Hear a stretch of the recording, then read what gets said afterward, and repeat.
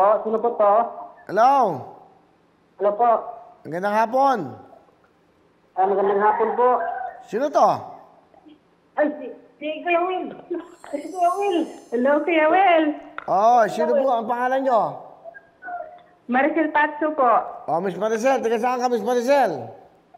Dito po sa Merville, Paranaque. Ah, dito lang. Sa Metro Manila. Opo. Okay. Ilang taong ka na ba, Miss Maricel? Salamat. 39. Thank you, Kuya Will. Matagal na po akong nagabang po sa inyo. Wala po akong trabaho. Meron ka bang anak? Opo, 3 po. Eh, mister mo, anong trabaho? Construction, pero tambay po siya ngayon. Walang trabaho.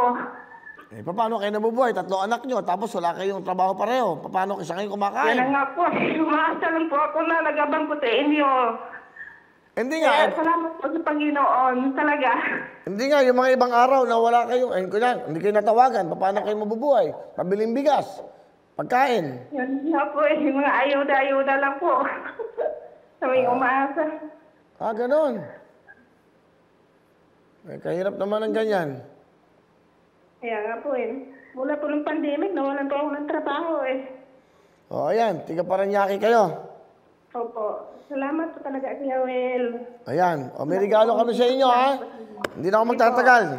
Hindi, yung po. buhay ko Salamat magtatagal po, pa. Kuya Will. Hindi na ako magtatagal, pag-uusap natin. 10,000 sa Lux White, 20,000 sa programang Wawawin. Meron kayong 30,000 pamaskong handog. Kuya Will, pwede pa rin ng tablet yung anak ko? Hindi na, wala na kaming tablet ngayon. Ah, sige po. Kasama na dito lahat, 30,000. Sama-sama na kayo na bumili, ha? Okay, thank you po. Maraming salamat po, Kuya Will. Okay, Merry Christmas! Merry Christmas! Wawawin ang lahat sa aming pagbibigay ng saya at pag-asa ng iyong